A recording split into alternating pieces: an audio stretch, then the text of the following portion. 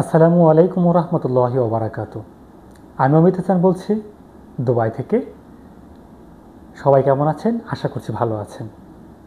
বর্তমানে সবাই অবশ্যই এই সম্পর্কে জ্ঞাত আছেন, সংযুক্ত আরব আমিরাতে ভিসা খুলেছে এবং অবশ্যই টাইটেল থেকে বুঝতে পেরেছেন হাই প্রফেশন ভিসা নিয়ে বলতে যাচ্ছি আজকে। দুবাইতে হাই প্রফেশন ভিসা এখন আউটসাইড থেকে অন হয়েছে এবং সাথে ভিজিট ভিসাও অন হয়েছে। তো আপনারা যদি কেউ হাই প্রফেশন ভিসায় আসতে চান দুবাইতে, তাহলে আপনারা এখন আসতে পারবেন। আপনি অলরেডি আমি স্ক্রিনে সংযুক্ত আরব আমিরাতের যে ভিসা খোলার নিউজটি আমি স্ক্রিনে অলরেডি দিয়ে দিয়েছি, হয়তো আপনারা দেখছেন। কিন্তু এখানে কিছু প্রবলেম রয়েছে। যেভাবে বিগত 8 থেকে 10 মাস আগে নর্মালি ভিসাগুলো হয়েছিল, যেই খরচ বহন করতে হতো, সেই খরচগুলো এখন বেড়ে গিয়েছে।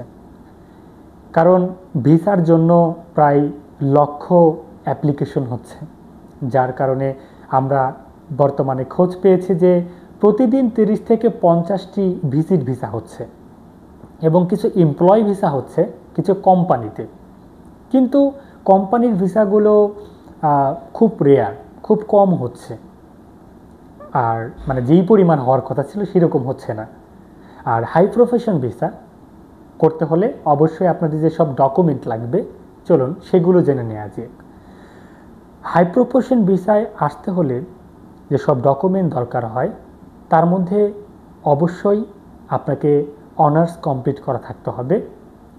আপনার অনার্সের সার্টিফিকেট দিয়ে আপনাকে হাই প্রফেশন ভিসার জন্য বিগত সময়ে আমাদের অ্যাটাস্টেশন ওইরকম দরকার পড়েনি, কিন্তু এখন অ্যাটাস্টেশনের দরকার পড়ছে। কিছু গভর্নমেন্ট মিনিস্ট্রিতে অ্যাটাস্টেশন করে তারপরে হাই প্রফেশন ভিসার জন্য আমাদেরকে অ্যাপ্লাই করতে হচ্ছে। তো কিছু প্রসেস রয়েছে, কিন্তু বিগত সময়ে যে কস্ট দিয়ে সবাই ঢুকতে পেরেছিল, এখন সেই বিষয়টা এমন নেই। এখন সম্পূর্ণটা চেঞ্জ হয়ে গেছে। এখন কস্ট বেড়েছে, এখন সময় বেড়েছে। বিগত সময়ে 7 থেকে 10 দিনে ভিসা বের হয়েছে, এখন সেটা উইথিন 1 মান্থ মিনিমাম ওয়েট করতে হয়। তারপরেও কিছু সময় বেশি লাগতে পারে, অনেকের আগেই হয়ে যাচ্ছে। কিন্তু অথেন্টিক কোম্পানি ছাড়া, অথেন্টিক নিজস্ব চেনা জানা ছাড়া কোথাও ফাইল দিবেন না বা টাকা পয়সা দিবেন না। হয়তো অসাধু ব্যবসায়ীরা আপনাদেরকে লোভ দেখিয়ে হয়তো আপনাদেরকে বলতে পারে তারা ভিসা করে দেবে, কিন্তু ভিসা যে অ্যাভেলেবেল সবাই বের করতে পারছে বিষয়টা এমন নয়। কিন্তু ভিসা বের হচ্ছে, এটা সত্য, সম্পূর্ণ সঠিক নিউজ এটা। কিন্তু সীমিত পরিমাণে ভিসা বের হচ্ছে, অনেক বেশি অ্যাপ্লাই হচ্ছে, তার মধ্যে সীমিত পরিমাণে প্রতিদিন কিছু ভিসা দিচ্ছে। হয়তো কিছুদিন এটা চলবে, স্থিতিশীলতা আসতে পারে, কারণ দুবাইতে এত পরিমাণে অ্যাপ্লিকেশন হচ্ছে আশেপাশে আউটসাইড থেকে। বিগত এত মাস বন্ধ ছিল বাংলাদেশের রাজনীতিগত কারণের জন্য, সেটি এখন যেহেতু আস্তে আস্তে আমরা বুঝতে পারছি আগামী কিছু মাসের মধ্যে সব কিছুই খুলে যাবে এবং স্থিতিশীলতায় চলে আসবে। তো আরও কিছু বিষয় না বললেই নয়, যে স্টুডেন্ট ভিসা নিয়ে আমি আপনাদের সামনে ভিডিও করতাম এর আগে। তো স্টুডেন্ট ভিসার যে আপডেটগুলো আমরা দেখলাম যে বিগত 8 থেকে 9 মাসের মধ্যে অল্প কিছু ভালো র্যাঙ্কিং $30-40,000 টিউশন ফিসে যেসব বড় বড় ইউনিভার্সিটি রয়েছে, র্যাঙ্কিং ভালো ইউনিভার্সিটি রয়েছে, তো সেগুলোতে কিছু ভিসা হয়েছিল। অ্যারোনটিক্যাল এভিয়েশন ম্যানেজমেন্টে কিছু ভিসা হয়েছিল আউটসাইডের, বাট আদার্স কোনো ইনস্টিটিউটে কোথাও ভিসা গত 8-10 মাসে হয়নি। আর এখনও আগের মতোই রয়েছে, এখনও ভিসাগুলো খোলেনি। আর এখান থেকে আলাদাভাবে অন্যান্য ভিডিও আমরা দেব যে এমপ্লয়মেন্ট ভিসার জন্য কি কি দরকার হয় এবং কিভাবে করতে পারবেন। এবং হাই প্রফেশনের জন্য আপনার ভ্যালিড পাসপোর্ট, আপনার ব্যাকগ্রাউন্ড হোয়াইট ব্যাকগ্রাউন্ড ফটো এবং আপনার সার্টিফিকেট অ্যাটাস্টেশন করা লাগবে। এছাড়া আলাদা কিছু লাগছে না, কিন্তু বিগত সময়ের থেকে খরচ একটু বেশি পড়ছে।